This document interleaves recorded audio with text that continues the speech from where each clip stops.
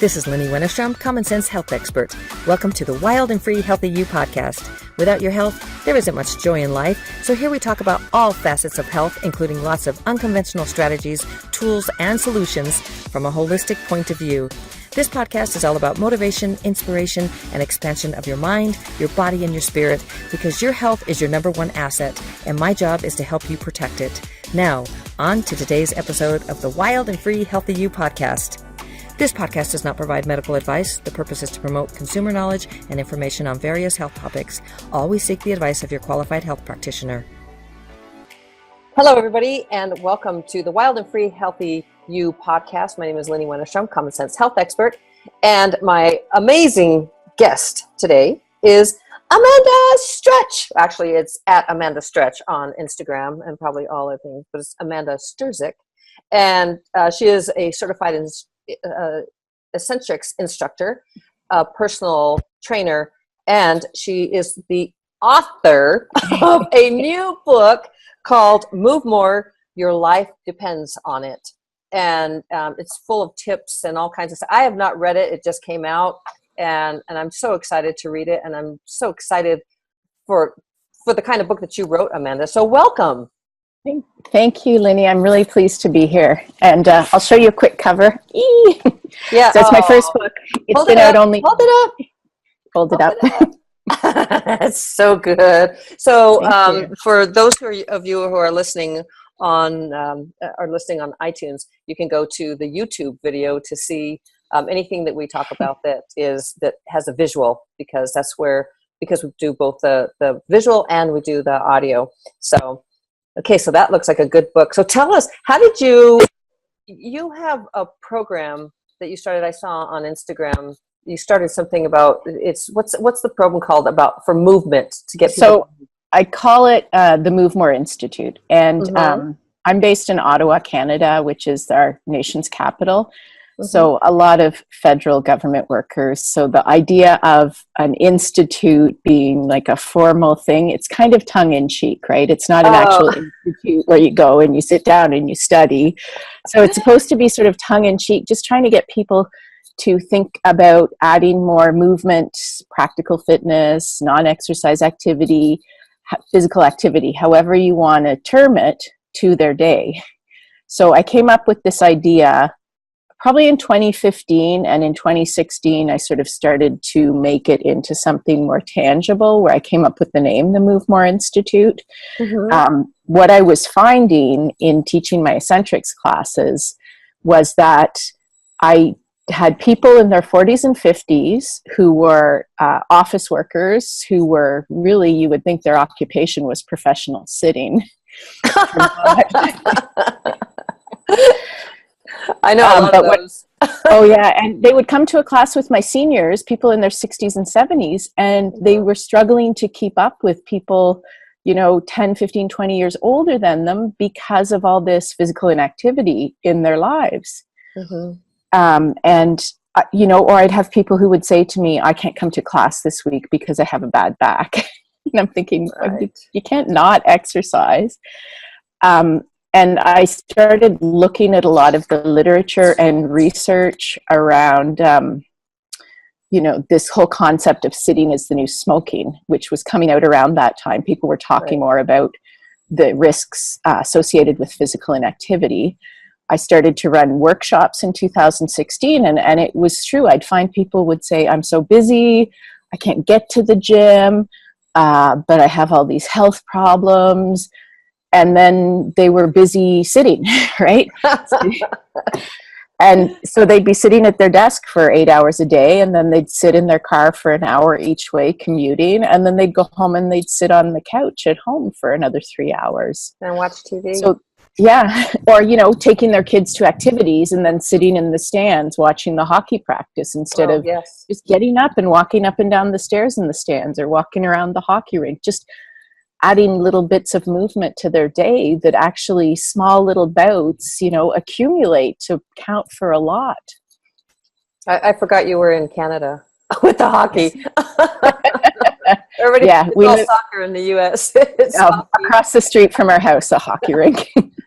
And because of the equipment too, right? Parents are driving their kids to hockey practices and hockey games because you can't be lugging all that equipment all the time. Exactly. And So parents what are, sorry, sorry? I just wanted to say that parents are like constantly taking their children all over the place, and I mean it's difficult for parents to get time to make time to physically make time. So I'm excited to hear what you were just about to say before I interrupted you.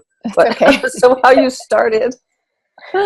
So when I was doing the research, what I found was that actually the World Health Organization ranks physical and my cat has discovered that she can almost get at the chipmunks over there. If you Oh no!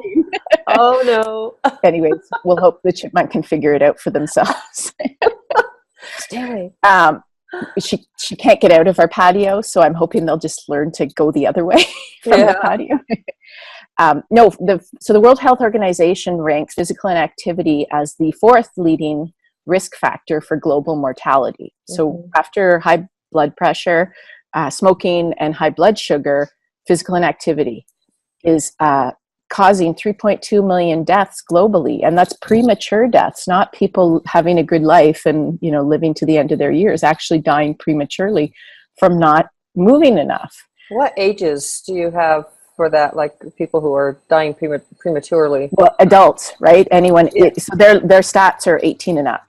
Oh wow. Yeah. Wow. So and so I started looking into so why are people more physically inactive? Like what's happening?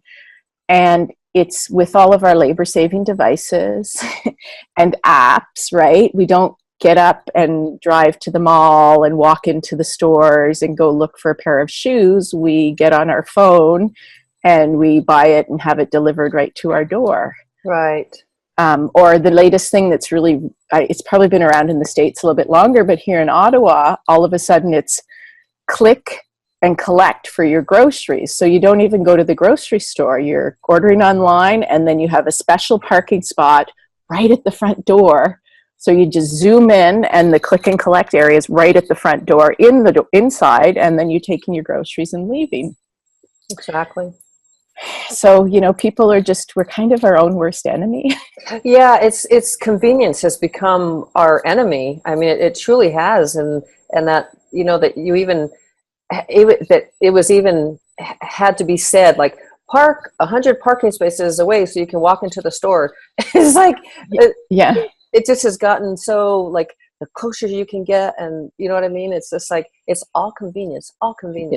And because of that, that's one of my tips in the book, right? Yeah, and that's good, right? So, and that's the whole point, is it's geared for, my background is in research, so I have stats to back up what I'm, referring to in the book, but it's practical tips. It's things that you can apply in everyday life. And someone said, well, it's really common sense. And I said, yes, I know, but we've kind of forgotten common sense is not always right common at the front of your mind.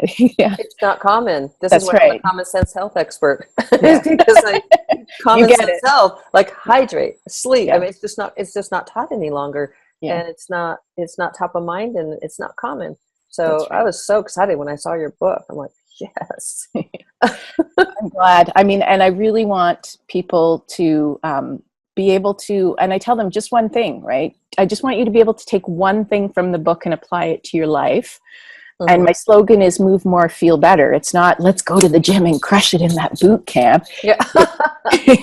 And if you want to do that, there's nothing wrong with that, but that's not for everybody. And, even the ones who are crushing it in boot camp can become athletic, active couch potatoes, right? They might do their hour workout once a week, and then the rest of the time they're still being paid to be a professional sitter when they're at work. Yeah, it's difficult. I mean, that's one of the things that I have is a mini trampoline, and so I just have it right next to me, and it's like you just like get up and bounce. I mean, it's like it's just it's so critical to keep moving all day long. And like you said, what'd you call it? A professional? What did you call it? A professional sitter? Professional sitter, yeah. I read someone else had written it, called it occupational sitting, and I'm like, occupational sitting, that's pretty much it, right? You know? Yeah, it really is with that. Yeah, Well, it's an epidemic. It really is, with all the computers and the app, well, you were talking about, but I mean, we're constantly sitting, like you and I are sitting right now. I know. Well, and sometimes you do need to sit, right? I'm not saying, right.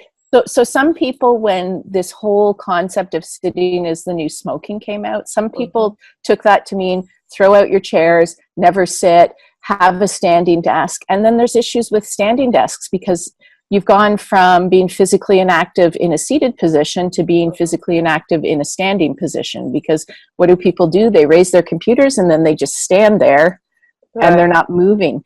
And the actual process of going from sitting to standing is beneficial for your body.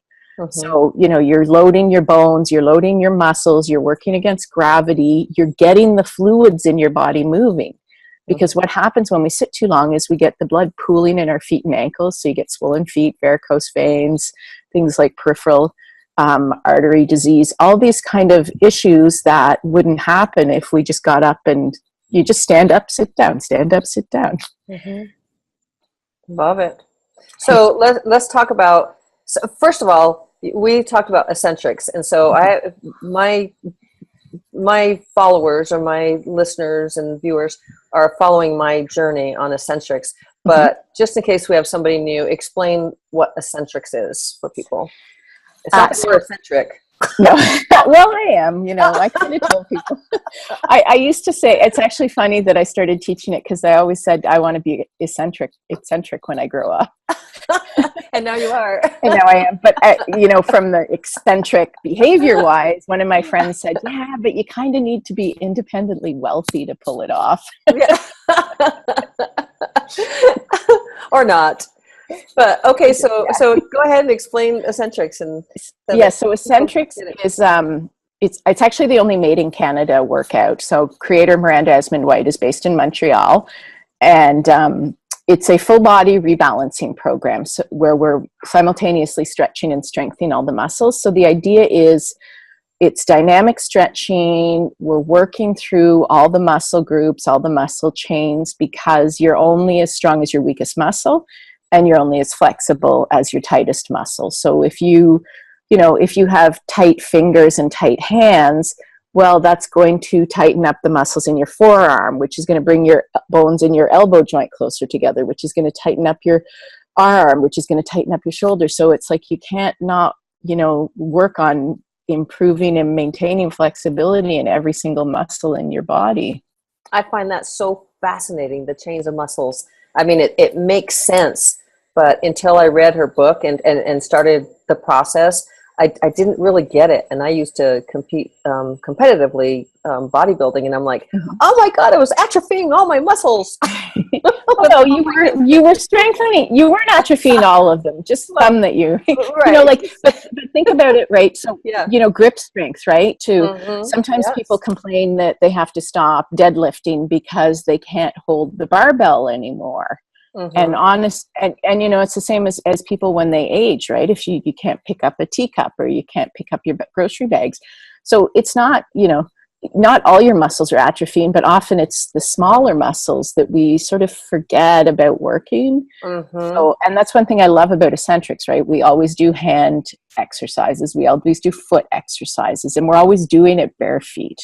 Because I've actually seen some videos online, and I don't even remember who or what technique it was, but they were doing foot and ankle exercises in running shoes. But it's like, you can't really work those muscles if your feet are locked in footwear. You need to actually take your shoes off and, work on getting all the joints moving, getting all the muscles, feeling strong, feeling flexible, so that everything's doing the job it was intended to do. This is what I love about Essentrics, just not to get off the topic of your book, and we'll get right back to it, but moving all six, well, it's all related, right? But all 650 muscles and all 350 joints in every single workout, whether it be a 20-minute workout or an hour workout. And I had the opportunity to get certified in a million things over the years, and I never ever wanted to. And then when I was introduced into Essentrics, first of all, I laughed at it. because I was like hardcore gym. I was like stretching, ha ha ha. And then I did it one day, and I was like, oh my god, and I got it. Yeah. And then this is when I decided to get certified, and it's taken me, but yeah. And that's the thing, right? And so many of us as instructors started watching Miranda's show, Classical Stretch, and realized how great it was. And I mean, for me, I first got my certification in 2010, and for a long time I was the only instructor, within a 200-mile radius of here, other than the folks in Montreal. And I just say, like, I can't believe, I can't believe people don't know about this workout. It's so awesome. And still people don't know, like when I say Essentrics, it's like nobody knows what Essentrics is. I have to say dynamic stretching and moving the muscles and the joints and Tai Chi and ballet and I do. And then still they might not be interested in that. That's okay, right? Sometimes I have people that come try it and they're like, it's not for me. And then I hear from them 2 or 3 years later and they're like, oh, I think I need to try it more seriously this time. I'm like, come on over. Yeah, it's a beautiful workout, and I'm hoping to have mine done by the end of July, if not my first level 1. So are you level 4 at this point? Yeah, you're like way beyond. Yeah. So, 2010. It'd be like 8 years. That's awesome. So so that's an incredible way to move, is something like that where you can videos online or take classes like that, the gentle stretching. That's right. To where you're to work in your body. What other things in your book do you suggest for people? Because what I find is that people, what you were talking about, the people who are professional sitters, Amanda, your quote, but they they're not motivated. Like they don't want to go to the gym because there's too much or too many classes, or it's too hard, or they don't have time, or like, what is like one of your biggest tips to get people motivated? So it's an excellent question. I'm just going to back it up a little bit and explain a little bit more about the adding movement. So my premise is physical activity does not need to be costly, complicated, or time consuming. So, I kind of say tongue in cheek, I'm a fitness professional who says don't exercise, just move more. But I mean it from the sense that it's all these little bits of movement in our day that have disappeared. So there's a researcher down in the States at the Mayo Clinic who first came up with the term N.E.A.T. And N.E.A.T is non-exercise activity thermogenesis. So this is how your body expends energy that isn't eating, sleeping, or the dedicated 1 hour workout that you're doing. So this is what we've lost in our day-to-day life, is N.E.A.T. So it's things like standing up and walking down the hall to talk to a colleague, the phone ring. The phone. Or texting them, right? Yeah. And when the phone rings, it's not right here, your iPhone that you're texting, right? You have to stand up and, my grandmother is an example I give. They had one phone in their kitchen. So if the phone rang, you were walking downstairs from the other room, from the basement to get to the phone. Or running. Or running. Really fast answering machines, right? So it's like food preparation, right? My husband bakes. You get in there kneading bread dough, you are working your hands, your forearms, your shoulders, your back.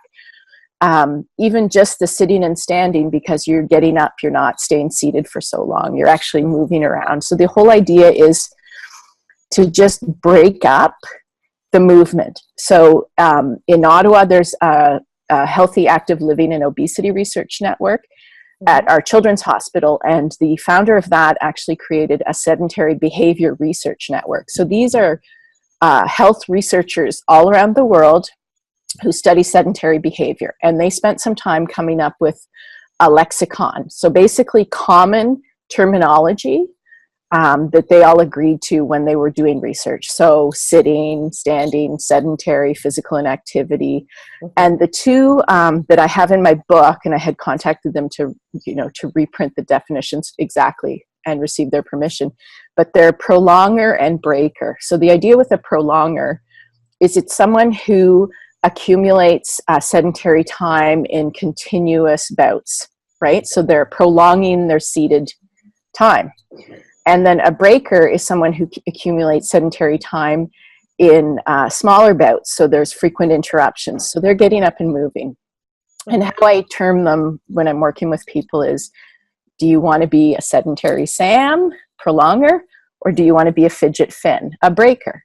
So it's just the idea of, yeah, we need to sit sometimes. I'm not telling you not to sit. I'm telling you to be more frequent about your breaks from sitting. Get up, fidget, go help someone out. You're in a meeting. They need someone to go pick up photocopies at the photocopier. Be the one to offer to get up and go down and get them, or go get the coffee, or be the one that's standing up on the board and making the notes during the meeting. So, we talk about this so much in Essentrics, right?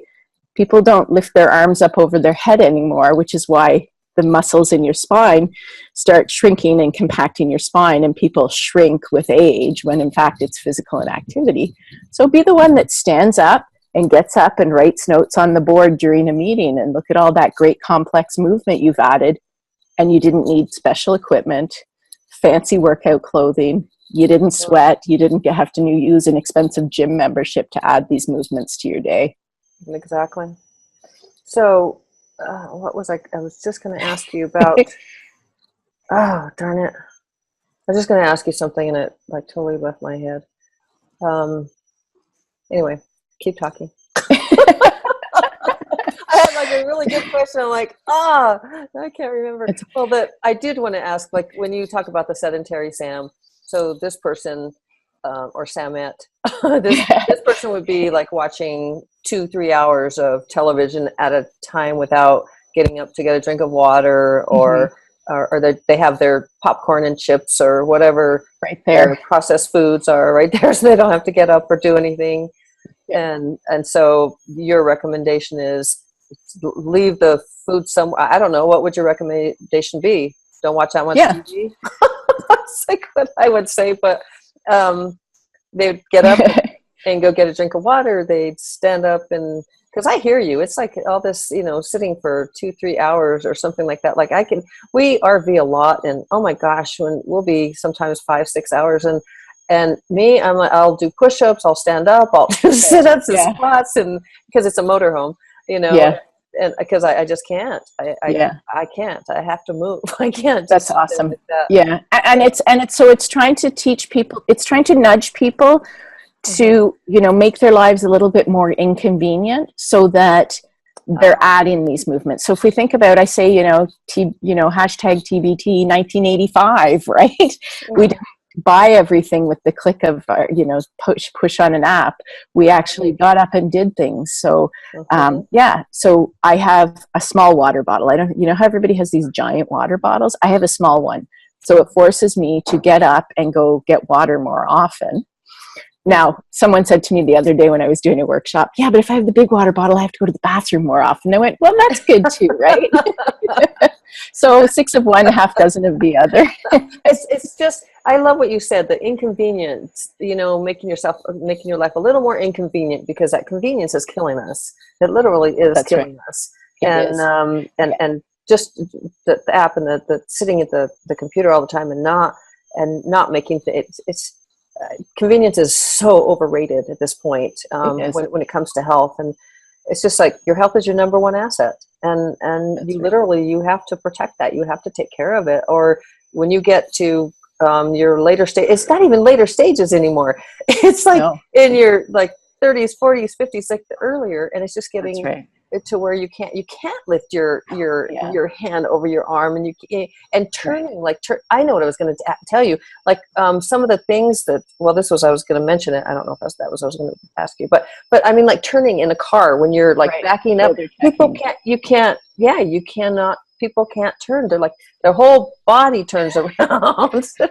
And then it ends up affecting their balance, and they don't even realize it, right? Because your vestibular system is all off, because you're never doing the side-to-side movements that help stimulate your vestibular system. Because this is not really a side-to-side movement of your vestibular system when you're twisting the back. And for those of you who are listening, she's twisting her whole body to the back instead of just the head. So, yeah. So that's really good. So all these things. So Essentrics is really good for that. But your book is just talking about basically making your life a little more inconvenient and just doing everyday things, everyday movements, and reaching and it's here's the thing that I found with Essentrics, by the way, just with and moving and just these movements. When you stretch your body, you want to stretch more. It's like I want to reach for things higher and across the body, and it has become like a game. Like, how far can I reach? And it feels so good because I'm starting to be able to like really reach behind and back and back. It's like, it's amazing. Yeah. And so those movements, and they feel good. Mm-hmm. And so I think when something feels good, and we were meant to stretch, we were meant to not be all like gooped up. Oh, I know what I was going to tell you. Okay, go. Video. Okay, I know. I'm so excited. That video, we saw it in the teacher training. It's a 5-minute video on YouTube. Do you remember the name of that video?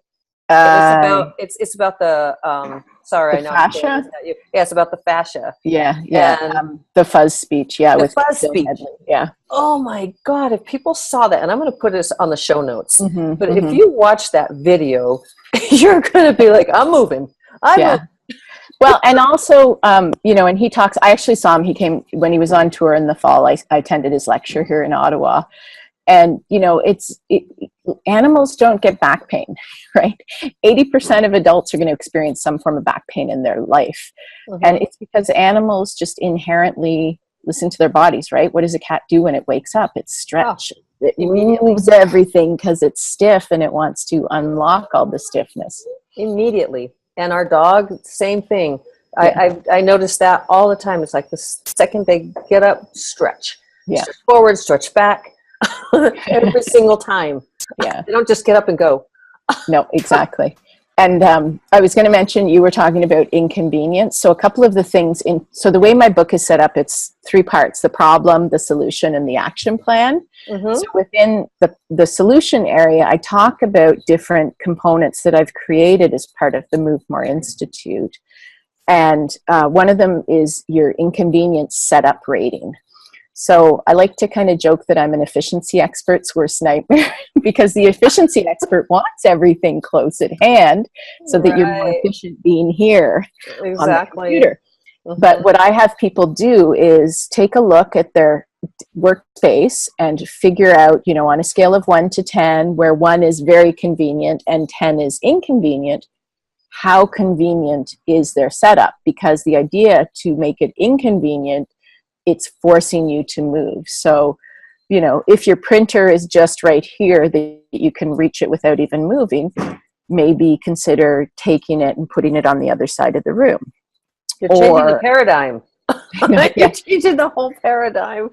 Yeah, or I tell employers too, right? You want your employees to, be more physically fit and not have all these health claims and, short-term disability and long-term disability, then have your IT people set them up to be at the printer printing farthest away from their desk instead of the one that's right by their desk. So then right away, the employers are sort of helping to encourage employees to move more. Well, for companies, that's like vital because of the sick time and the taking off time for a thrown back or reaching. People reach for stuff. They wake up and they twist themselves. It's like it happens all the time. I know because it happened to me. Yeah. So it's like and it's like, oh my God, and you can't even move. It's like so. And that's where this is all about. My book is about adding the movement, not adding the workout. So I still want people to exercise, but if people have been physically inactive. Mm-hmm. They're less likely to have been an exerciser. And the American stats are pretty similar to the Canadian stats. We have Statistics Canada has recent survey results that say only 15% of adult Canadians, so that's age 18 to 64, meet the recommended physical activity guidelines. And the recommended physical activity guidelines are the same for US, Canada, UK, Australia. 150 minutes of moderate to vigorous physical activity a week. And 150 minutes kind of sounds like 30? a lot, but it actually works out to 21.42 minutes. So one episode of classical stretch, right? Yeah, a day. Yeah, one episode. It's like a 20 so minute. we have, in terms of stats, 85% of adult Canadians are not meeting that minimum. Wow. But on top of that, all adult Canadians are logging 10 hours every day, 10 of their waking hours being sedentary. So that's like 69% of the time they're awake on a daily basis. They're actually not moving. You know, and what about like walking? You know, all this walking and getting 10,000 steps. And I love that campaign. Mm-hmm. But I mean, there's just so much more than just walking. You know, I mean, then you're just using one set of muscles. Well, one group of muscles. You know, there's a lot you can do with active walking. When I train people, so I have an 82-year-old client right now who's, you know, his balance is off after a knee replacement. So in terms of getting him to get back to, he needs to be able to walk without risking falling. So, you know, when we do work on active walking, right, it's okay, we're in his house, he's in his bare feet, he's practicing to roll through the whole foot and push off the front of the foot. So then it's engaging his leg to propel him forward, you know, and we're working his posture at the same time. So his shoulders are down and back. He's using his arms. Honestly, have you ever looked at people when they walk? Most people are hunched forward. Yes. Their palms are facing backwards and they kind of look like Neanderthals. Yes. I notice that a lot, especially in the gym with the muscles and stuff. But no, just overall, yes, I've noticed that a lot. I'm really looking at posture a lot.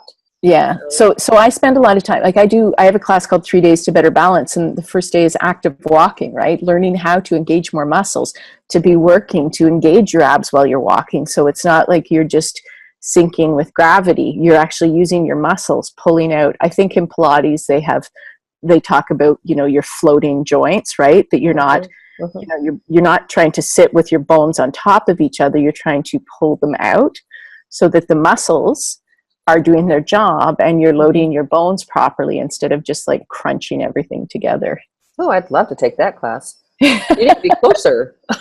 You know what? It's really funny. The fundamentals are just so lacking. Like the things that should have been taught when we were, you know, when we were growing up and learning. And so now it's like back to relearning. Like there's the Gockhale method of, you know, how to stand and reach and all kinds of stuff. And it's like, I mean, this stuff it's amazing when you learn it. It's just, and it feels so good. And it feels so natural when you figure it out. Like all of a sudden it's unnatural when you start, and then it feels like, because your body just, the chains of muscles and everything, it just starts to flow. Right. Yeah.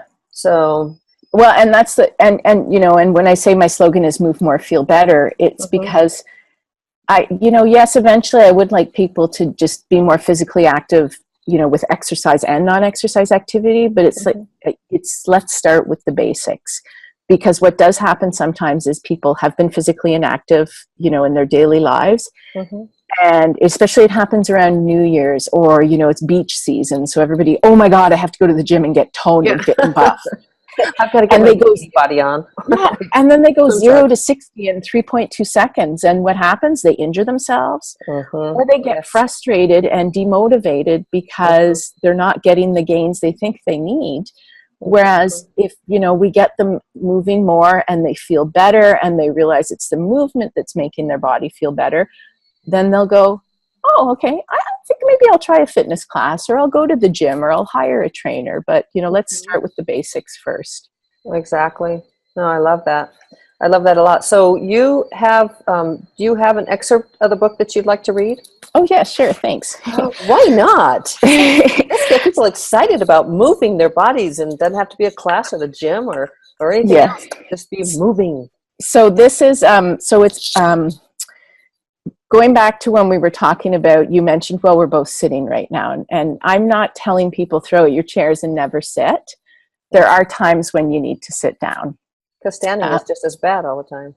Yeah. So I'm going to read about that. Okay. So it's one paragraph and then a page and a half. Okay. So I'll be flipping. Should I hold it here? You can do whatever. It's actually easier if I turn. So yeah, you do what's more comfortable for you. Okay. As I mentioned earlier, sitting in and of itself isn't the problem. Rather, it's too much sitting with no breaks to stand up and move. But too much standing without up and down movement is also a problem. And let's face it, sometimes we need to sit. Whether it's while driving or traveling by airplane, I'd like to see you ignore the fasten seatbelt sign during turbulence and see how long that lasts. Or at a wedding.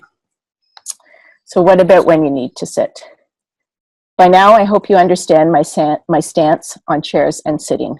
Sometimes we need to sit. Too much standing can also be problematic. Let me tell you a story to illustrate my point. Many years ago, my then boyfriend was invited to a wedding. Even though I had never met the bride, his friend, or anyone else involved in the nuptials, I was his plus one. It was late August and the heat was sweltering. We entered the church and gasped at the temperature inside. With no air conditioning and no windows to enjoy a breeze, it actually felt hotter in the church than outside. The ceremony began and the officiant asked us to rise. What he forgot to do was indicate when we could sit down again. Being polite and attentive sheep, the entire congregation remained on its feet. I briefly noticed how dizzy I was becoming, and then I just drifted towards the floor. Apparently, my one and only fainting episode was very graceful. Bystanders remarked that I just floated downwards. Sorry. That's okay. I regained consciousness while 4 very large soldiers, it was a military wedding, were carrying me out of the church. Later at the reception, I met the bride and groom for the first time. The bride said to me, "Oh, you're the one who took everyone's attention away from me on my big day." Oh. I think she was only half joking. Oh. Nevertheless, this wedding was clearly a time when sitting would have been preferable to standing. The officiant even apologized for not instructing us to sit down. And we mustn't forget about drummers. Their job requires them to sit, but they are anything but physically inactive. Watch a drum solo happen, and you'll see how a drummer uses every muscle in their body. I can attest to the physical demands of playing the drums. A few years ago, I spent time learning to play. My body was anything but sedentary while seated at the drum kit. So yes, sometimes you need to sit. Yeah, that's and I think nice. if I was standing up and down now while we were doing this, for the people watching the video, they would get too dizzy. Oh yeah, no, I mean there are times to sit, and I mean we're meant to sit, but we're not meant to sit all the time, and we're meant to stand, but we're not meant to stand all the time. I mean, it's just everything that you're talking about. It's just movement. It's just moving and doing. Stop being so darn convenient with everything, Exactly. having everything so convenient, and because I mean I'm guilty too. It's like if there's a parking spot in the front, like I still do that a lot, but I also work out a lot. So if I'm in a hurry or something like that, it's just like the best one, the quickest one. But we train ourselves like the most convenient thing, and it really is our own worst enemy. And I think that's really kind of the besides your amazing book, I think that's probably the whole gist of this interview is to start being a little more inconvenient, start having things be a little more inconvenient so that you can live longer, feel better, move more, and all that. Is that your yeah, it is.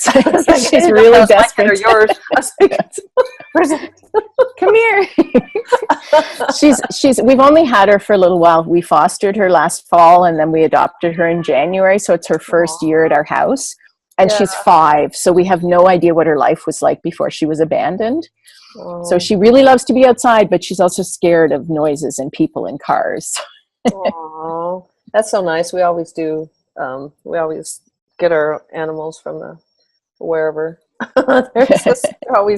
We're not fostering, but we just get them and from the wherever wherever we go to look for them for animals. Right.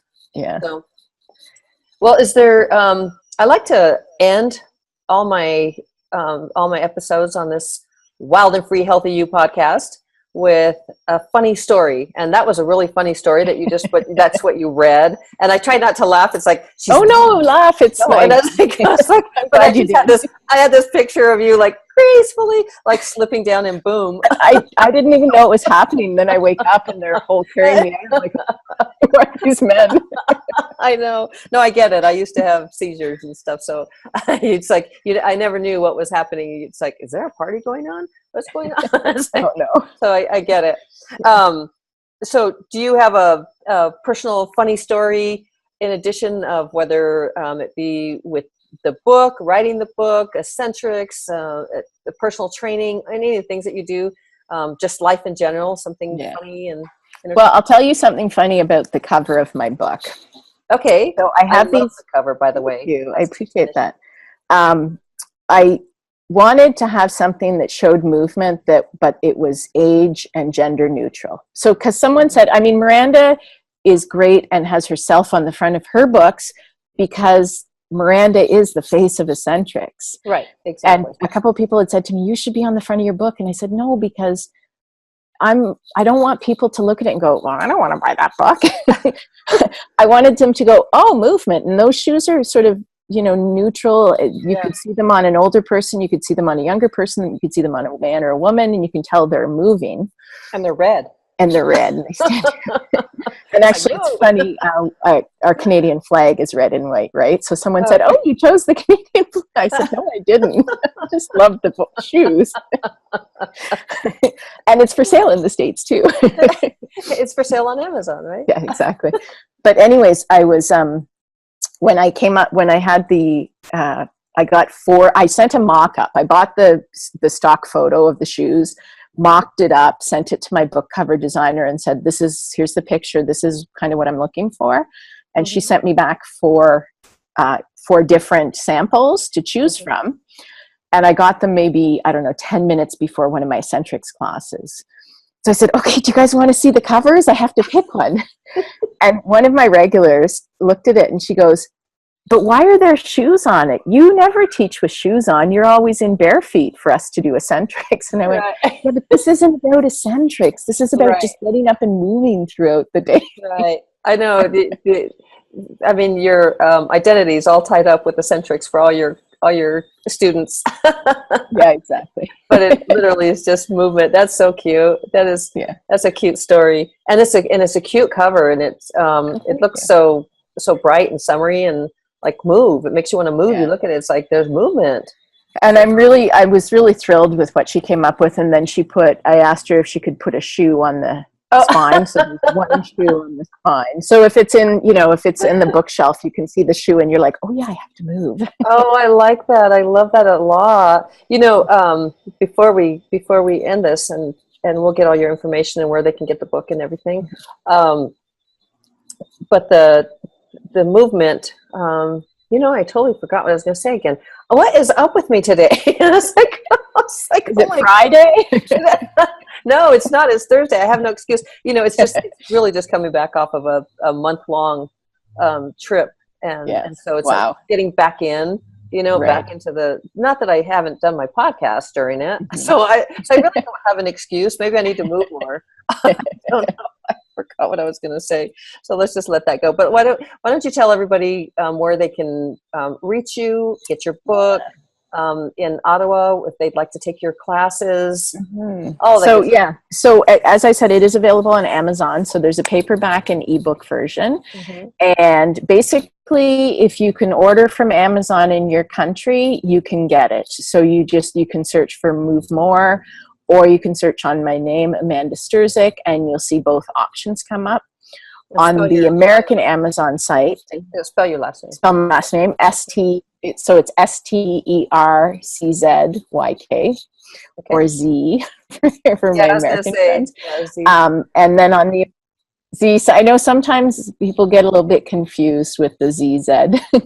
On the Amazon.com website, I have an author page also, so I can actually send you the link for the author page. So when you click on the author page, you'll see the paperback and ebook version, so you can click on whichever one you want to get.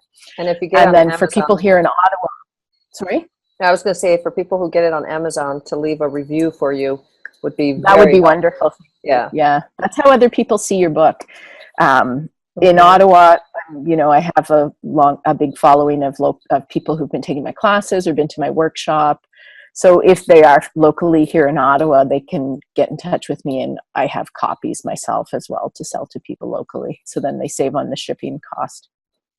And where are your classes held? I mean, how can people reach you if they wanted to take an Essentrics class or get to know you a little better? Yeah, so it's probably best to just check out my website. Well, it's better to check out my website or contact me directly. I'm actually taking a little pause for the summer. So I have a few classes going, but they're private group classes, so they're not open to the general public. Okay. But having said that, I do have people that will contact me and say, I want to do a private Essentrics class with you. So I do that too. I go into people's homes and offices and do one-on-one Essentrics sessions as well. Those are so fun. Yeah. I mean, as I'm getting certified, I'm doing a lot of that, and it's a lot of fun. It's amazing because people don't even realize, when you give corrections in class, they try it and they don't, but if you're one-on-one with someone, you can stop and start and you can go, okay, no, that's not what I meant. I want you to do this instead. And then they go, oh, now I feel that muscle. Yeah. It's interesting. It's all, this whole thing is, this whole journey has been very interesting. I love your book. I love I mean, I haven't read it, right? But I love the whole meaning behind it of just moving and moving more. What's your motto again? Move more, feel better. Yeah, move more, feel better, because you do. Yes. You do when you move. Yeah. And so, all right, girlie, I think that's about all I had. I might insert this if you do you have a couple more minutes? Sure. I just want to, I had my questions for you, but we never talked about why people, you did in general, but like just a few tips that people, and we talked about like getting up and making things inconvenient, but if you really don't want to get up, if you really don't feel like getting up and moving, what are some tips? Like for me, what I tell clients and family and other people is like, for me, when I didn't feel like it, I slept with my gym clothes on. Like so I woke up and I was ready to go. It's like, okay, I have no excuse. And you literally feel it. Like you feel that part. It's like going to an interview and you dress up or doing something and you and you feel the power of that. And so that's one thing that helped me. Are you sure you haven't read my book? Oh, yeah. I think maybe I've just been teaching this for a long time as well. So I'll back up for a sec. Before I came into the fitness industry, I have a master's in social psychology and I worked in health promotion research. So when I was coming up with the online courses with the Move More Institute and the stuff around this book, I spent a lot of time researching behavior change models. And so one of the main behavior change models I use and I talk to people about and give examples for in my book is called nudge theory. And nudge theory was an economist who popularized it, Richard Thaler, who's in Chicago. And last year he won the Nobel Prize for economics for nudge theory. And the idea with nudges are you're trying to change people's behavior with small little nudges that are easy to implement and low cost or free. So like you said, that's a nudge, right? Wearing your fitness clothes to bed or other people will put their running shoes at the door. So then they see them as soon as they get up and they're walking to go out the door. Oh yeah, my runners are there. My workout clothes are there. So I'll take them with me, and that's nudging me. Leaving fresh fruit on the counter so it's in plain sight. So it's nudging you to make healthier food choices as opposed to leaving the cookies on the counter. Right. So I have a lot of examples in the book on nudges you can implement in your life. And one that I've used successfully in a movement challenge that I created is using sticky notes.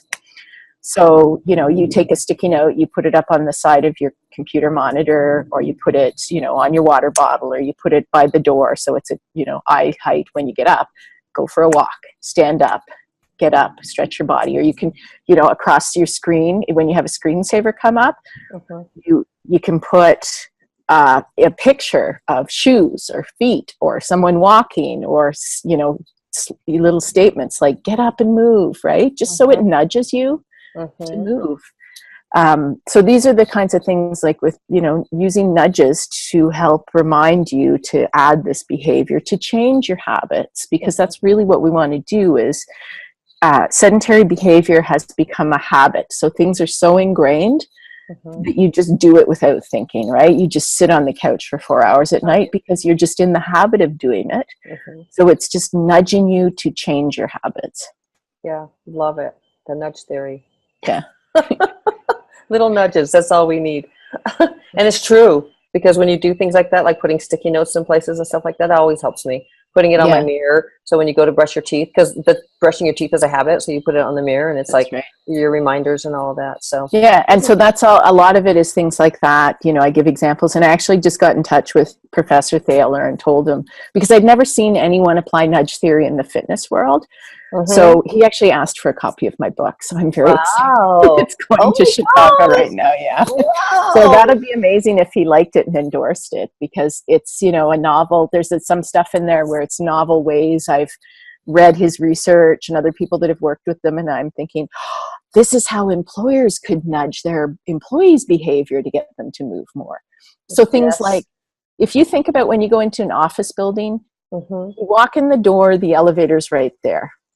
How you never can find the stairs, right? You look around, they're kind of hidden, tucked away. It's not so in your face. So paint footprints along the wall or on the floor that lead to the stairs. So people go, the stairs are over here, so I can go to the stairs. And then you know where the stairs are, and you take them, and not up to the 20th floor, but maybe up 5 floors, and then you get on the elevator.